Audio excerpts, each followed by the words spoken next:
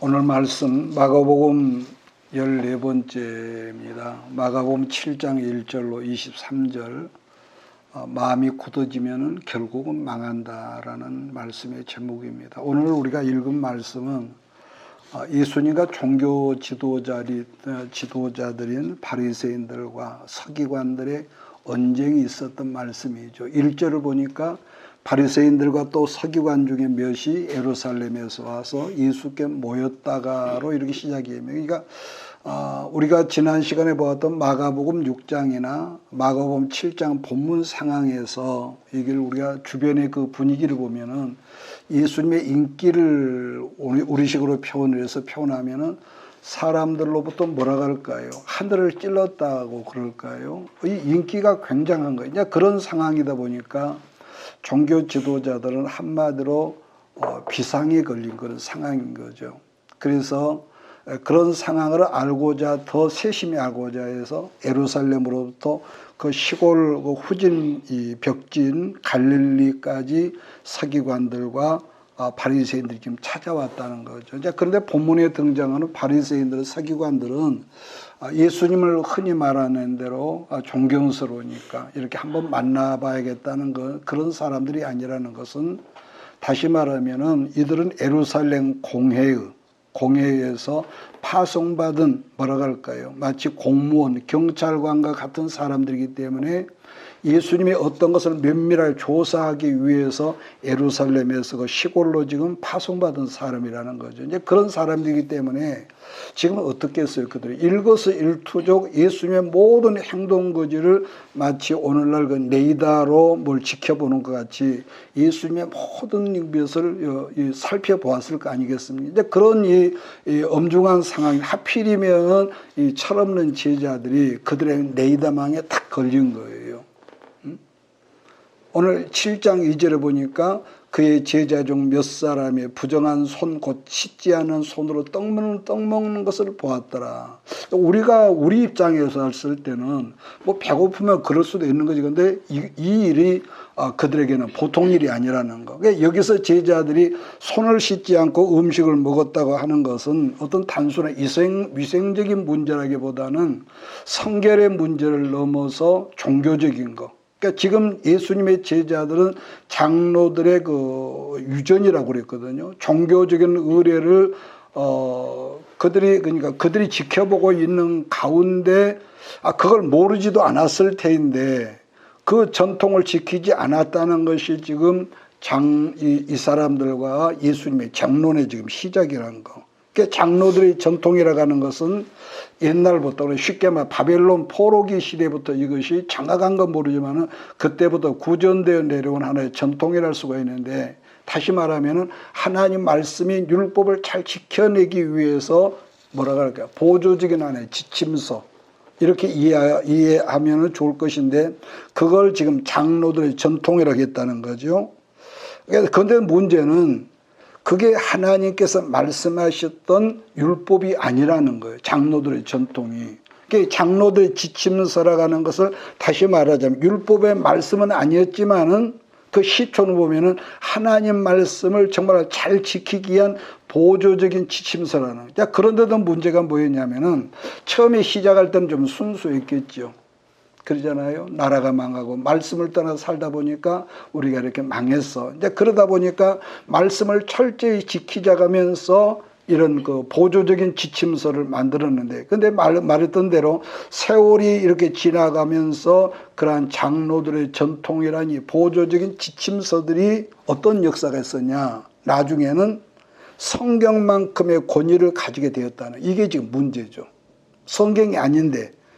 물론 아까도 언급해 기록은 없지만 그러한 것들이 처음에는 말씀을 잘 지키기 위한 것으로 출발했던 것은 아주 좋았는데, 이제 그런 것들이 나중에 이제 예수님 오셔서 주 3세기부터 이게 한 권의 책으로 만들어진 것인데, 대표적인 우리가 자료들을 보면은 지금까지 있는 것이 유대인의 탈무드나, 여러분 들어봤을 탈무드나 어린이 탈무드, 이런 탈무드가 있죠. 또 미시나 같은 경우인데, 그냥 본래 탈무드는 아까 제가 말씀드린 바벨론 포로기 때에 어떻습니까?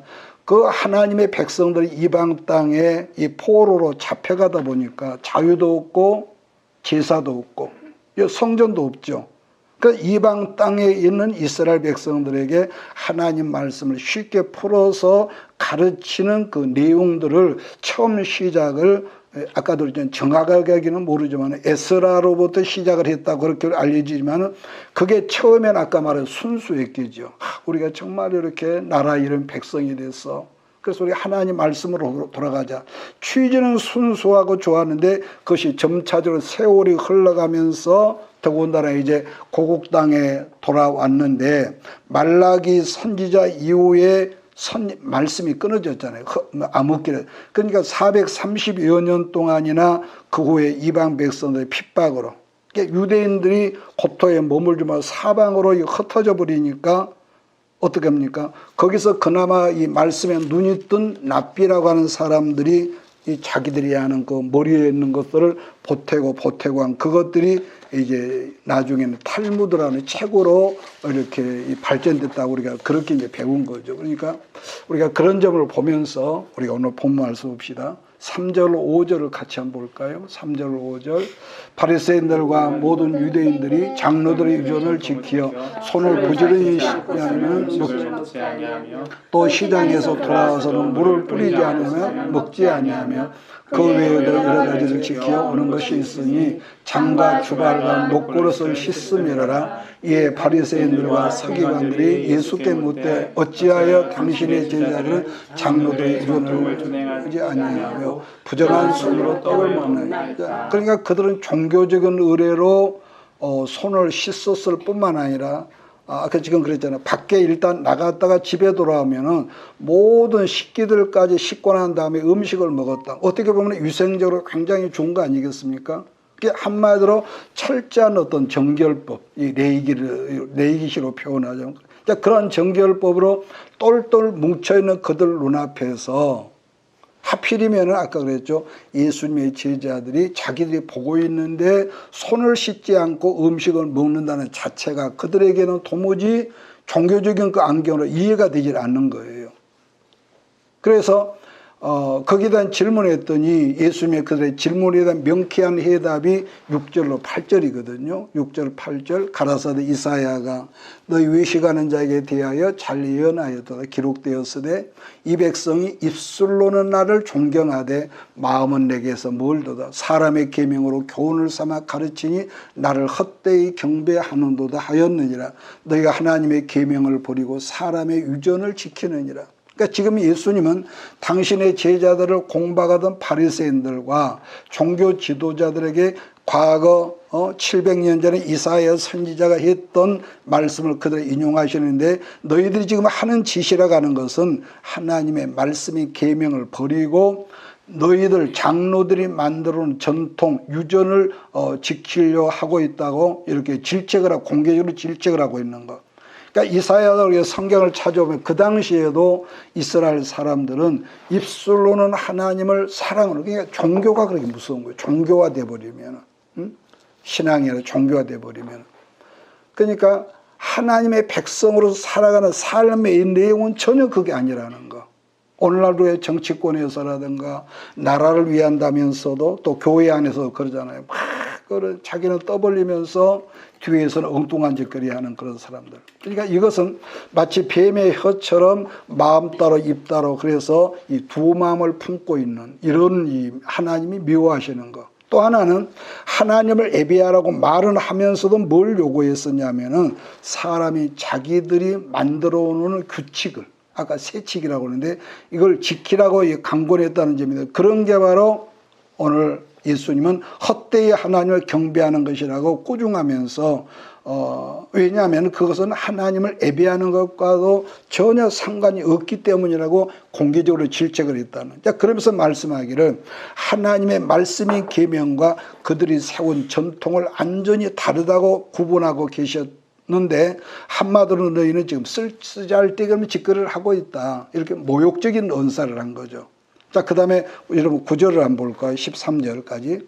또 가라사대 너희가 너희 유전을 지키려고 하나님의 계명을 잘 버리는도다. 모세는 네 부모를 공경하라 하고 또 아비나 어미를 회방하는 자는 반드시 죽으리라 하였거늘 너희는 가로되 사람이 아비에게나 어미에게나 내가 들어 유익하게 할 것이 고르반 곧 하나님께 드림이 되었다고 하기만 하면 그만이라 하고 제 아비나 어미에게 다시 아무 것이라도 하여 드리기를 하지 아니하여 너희의 전한 유전으로 하나님 말씀을 피하며 또 이 같은 일을 많이 행하니라 하시고. 지금 예수님은요 종교 지도자들에게 자기들이 세운 전통을 지키기 위해서 너희가 하나님 말씀을 버렸다는 것을 아주 실제적이고 구체적인 예를 들어서 그들의 잘못된 것과 그들의 죄를 논증하셨다는 거죠. 그 당시에 유대인들에게는 오늘 우리가 읽었어요. 고르반이라는 참으로 묘한 이 제도가 있었는데 여러분 이 고르반이라는 제도가 뭐냐면요 이렇습니다.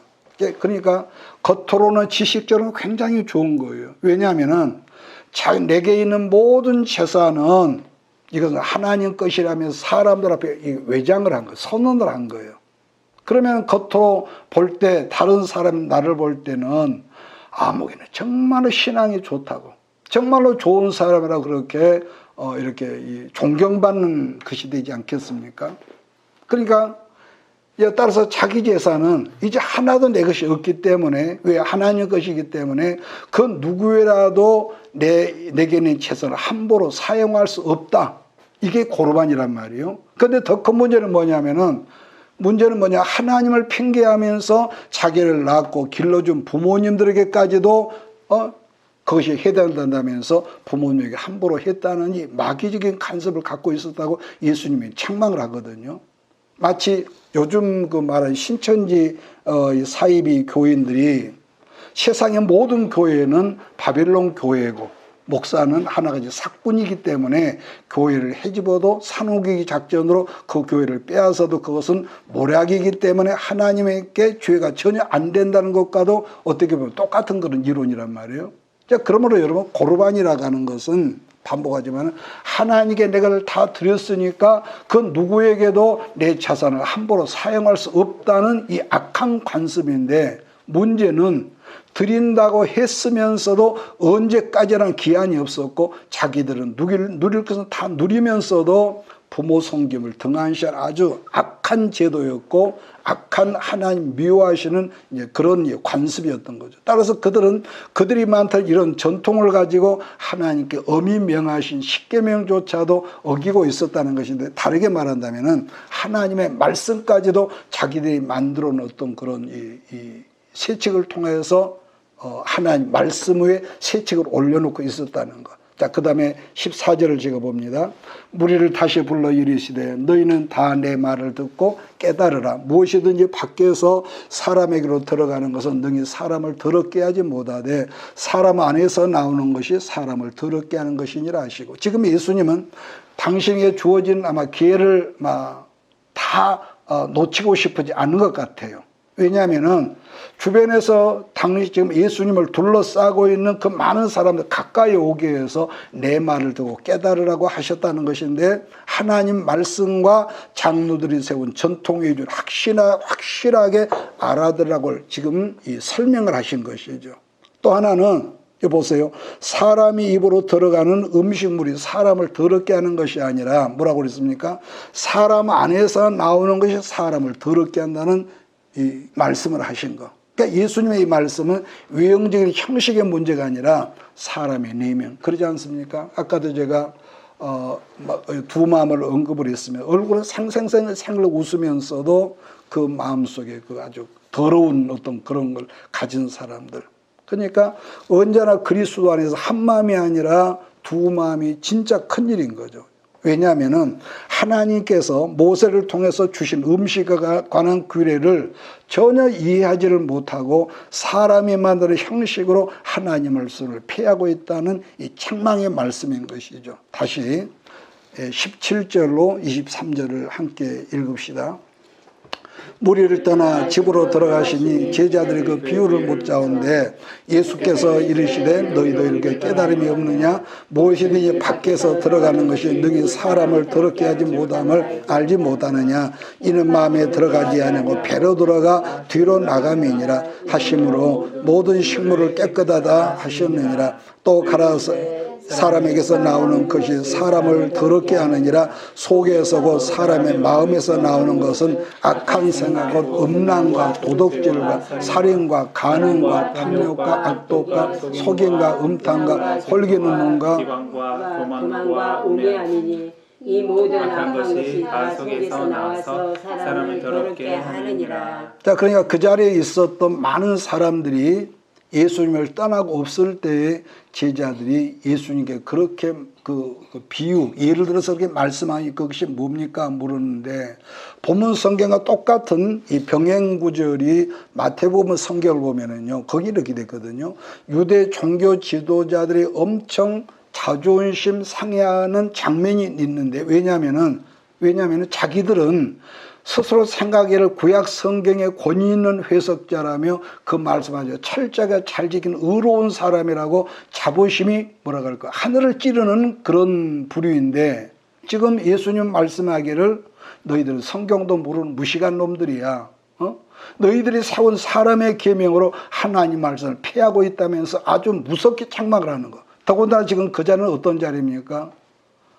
그래, 자기들은 그래도 존경받는 지도자들인데 그 자리는 자기들만 있는 것이 아니라 수많은 이스라엘 사람이 자기들을 지켜보고 있는 자리였으니까 그들 종교들 엄청 자존심이 상할 수밖에 없었을 것이라는 것을 우리가 능히 추측이 되거든요. 자, 그런데도 그나마 그들은 일반 백성들의 지지를 받고 있는 상황이었습니다.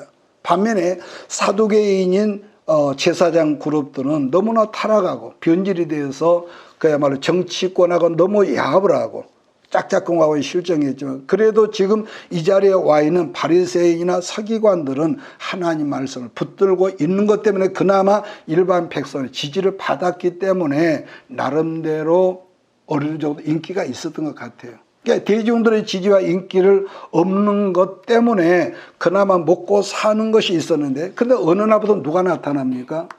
광야에 외치는 소리인 세례 요한이 나타나서 자기들을 향하여서 뱀 같은 놈들이라고 아주 공개적으로 욕을 하고, 그러다 보니까 일반 백성의 지지와 인기를 뺏어가 갔는데, 그래서 세례 요한을 헤롯이 죽였다고 좋아해요. 이번에는 세례 요한보다 더 월등한 더 센 예수님이 나타나서 날이면 날마다 대중들의 인기가 급상승한 것을 본 발견된 바리새인 서기관들은 아마 위기감이 있었을 거예요.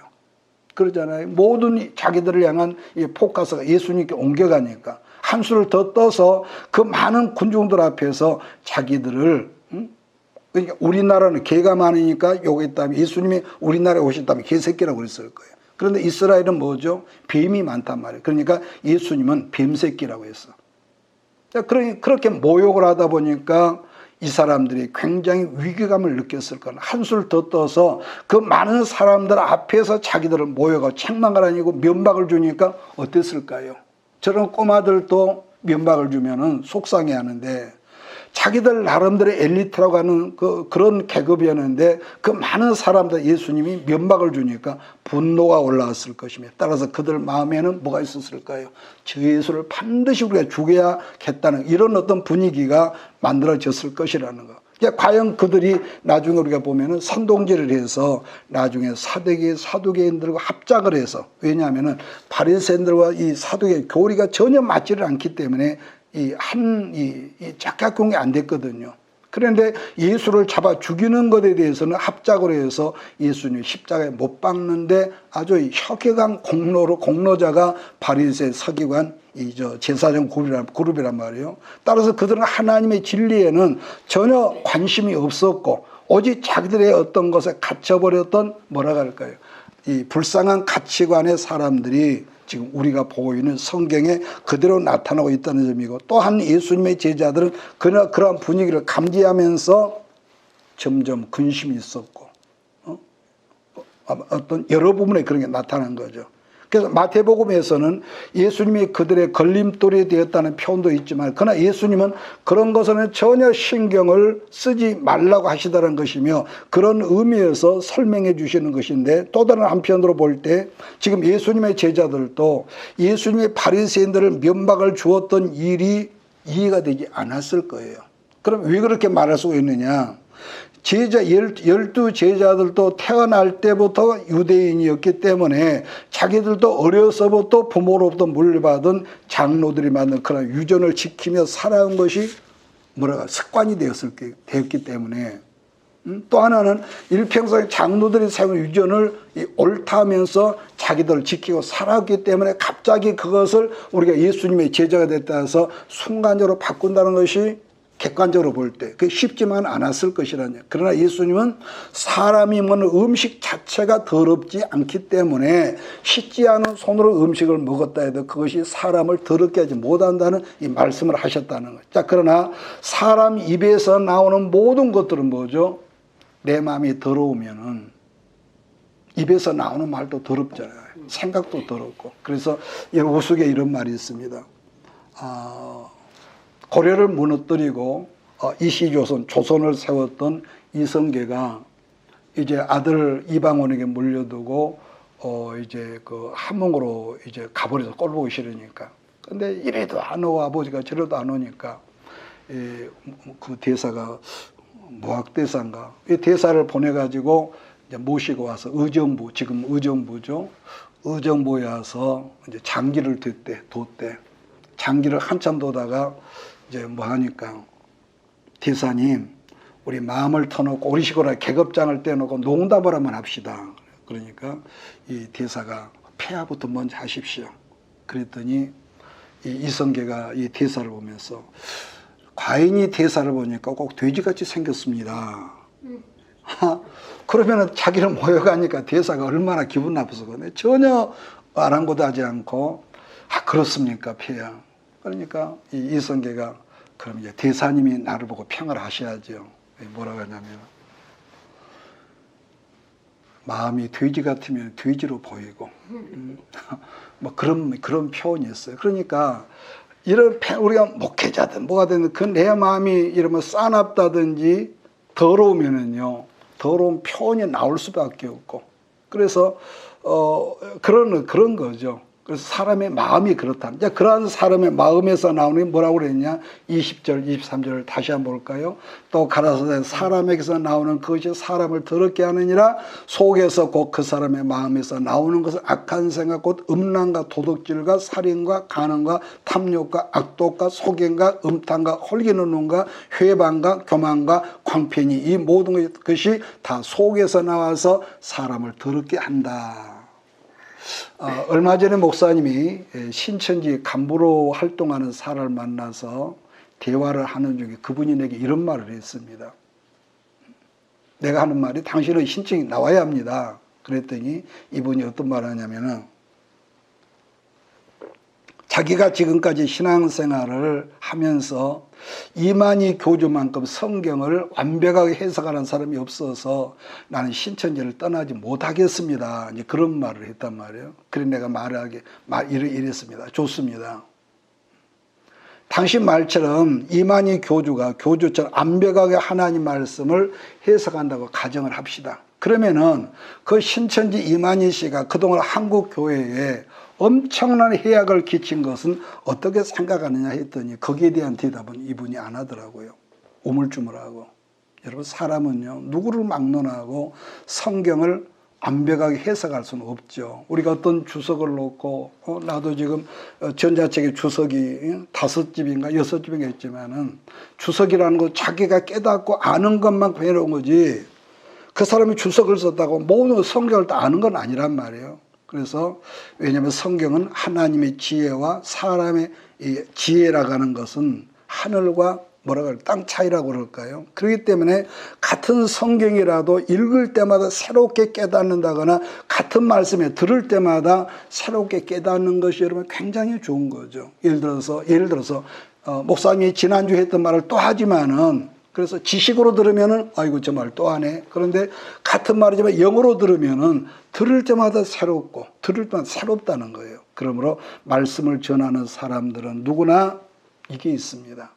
그래서 객관적인 뒷받침이 있는 이런 그 성경, 연구한 학자들이 주석했던 말씀들을 검증되는 것들로만 공부하고 연구하며 믹서해서 말씀을 선포하려고 한다는 게 굉장히 중요한 거죠. 자, 그 다음에 또 이게 있습니다. 말씀과 기도로 자라나지 않고 사람은 어쩔 수 없이 자라나지 않으면은 여러분도 나도요. 사람은 이상하게 굳어져요. 굳어져. 그러니까 좋은 것은 굳어지는 것이 아주 굉장히 빠른데 말을 좀 잘못했나요? 느리죠. 느려. 그런데 사람이 나빠지는 것은요. 굉장히 여러분 신속합니다. 늘 제가 말하지만 우리가 주일 예배 한번 빠졌다고 벼락에 떨어져요. 그런 건 절대로 아니란 말이에요. 그런데 우리가 예배가 어느 순간에 느슨해지고 기도가 느슨해지면은요.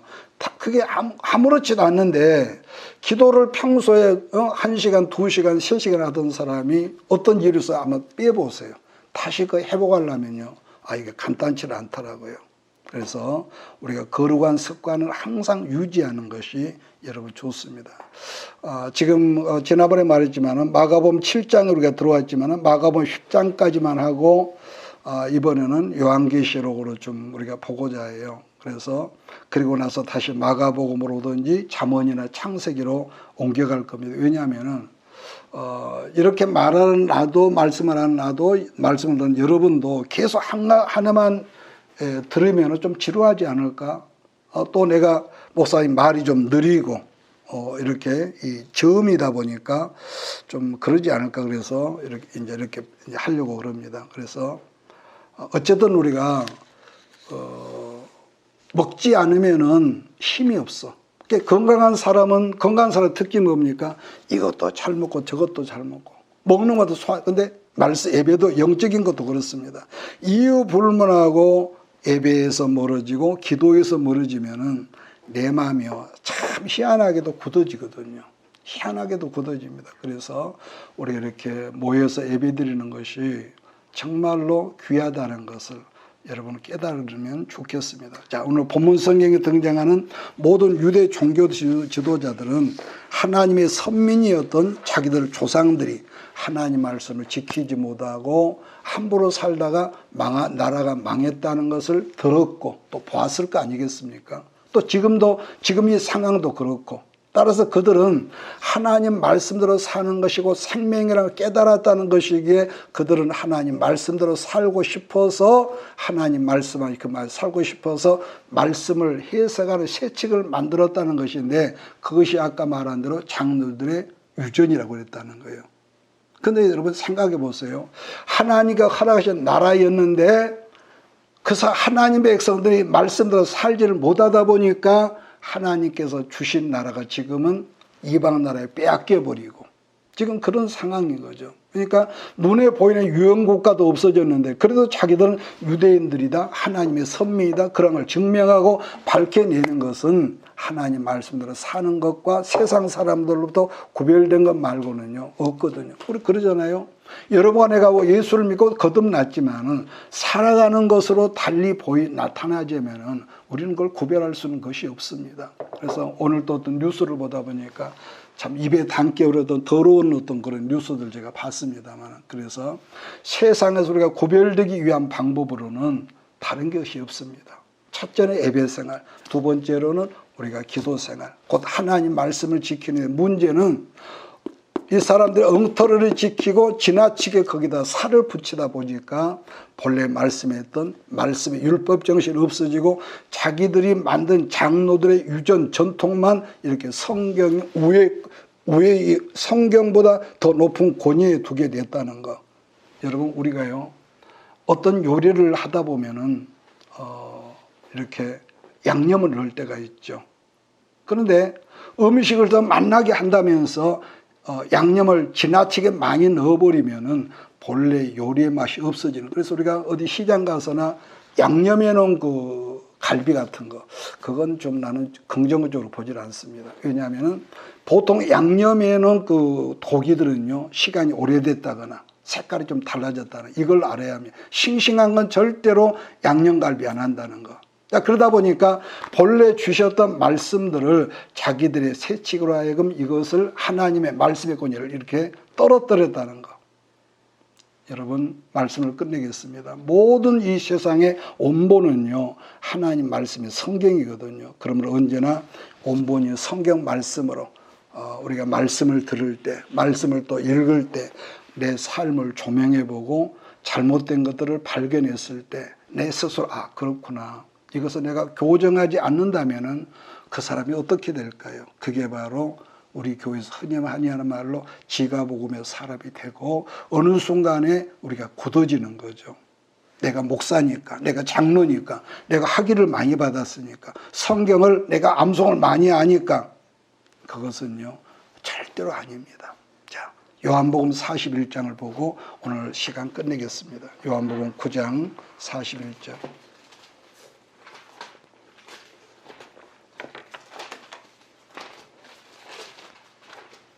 요한복음 9장 41절 찾으셨으면 우리 같이 함께 읽고 마치겠습니다. 예수께서 가라사대 내가 심판 되었더라면 죄가 없으려니와 본다고 하니 너희 죄가 그대로 있느니라. 바리새인 중에 예수와 함께 했던 자들이 이 말씀을 듣고 가르되 우리도 소경인가?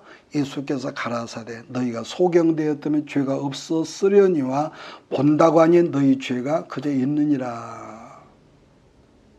더불어 마태는요, 마태복음 9장 12절에서 이랬습니다. 예수께서 들으시고 이르시되 건강한 자에게 의원이 쓸데없고 그 다음에 기억합니까? 병든 자에게 의원이 쓸데있다고요. 오늘 이 말씀이 여러분에게 와 닿았으면 좋겠습니다. 그래서 우리는 우리가 이 땅에 나그네로 살면서 어떤 큰 업적을 남겼다 할지라도 언제나 하나님 앞에서는 하나님의 눈을 열어주시자면 나는 소경과 다름이 없고 하나님께서 나를 붙잡지 않으시면 나는 병든 자라는 걸 이걸 항상 고백하는 것을 잊지 말기를 바랍니다. 그래서 예수님이 그런 너희가 차라리 소경이라고 고백했다면은 내가 너희를 치료해서 눈을 열어줄 테인데 그 말이거든요. 바리새인들을 향해서 너희가 병들었다 하면은 내가 너희를 치료할 텐데 건강하다니까 내가 치료할 것이 없다. 그래서 이걸 우리가 잊어버리면은 자칫 내가 아는 지식을 가지고 곧바로 뭘까요? 지가복음의 사람이 될 수밖에 없다는 거. 또 한 가지가 있습니다. 우리가 과거에 그런 분들 만나거든요. 참 나도 과거에 몇 년 전에 정말 큰 은혜를 받았다고. 아니요. 어떤 은혜를 받았다고 할지라도 여러분 그게 오늘까지는 않거든요. 전날 받았던 그 어떤 은혜도 오늘의 나를 책임지지 않는다는 것을 우리는 알았으면 좋겠습니다. 그래서 옛날 목사님이 봤던 영화 속에서 바람과 함께 사라지다는 영화 그 대사 중에 이런 말이 있어요. 뭐라냐면은 내일은 내일이 태양이 뜹니다. 그런 구절이 있어요. 그래서 항상 일용할 양식 우리가 먹듯이 말씀과 기도로 여러분의 신앙의 세상 속에서 살아갈지라도 구별된 저와 여러분 우리 모두가 되고 교회가 되기를 예수님의 이름으로 축복합니다. 이것이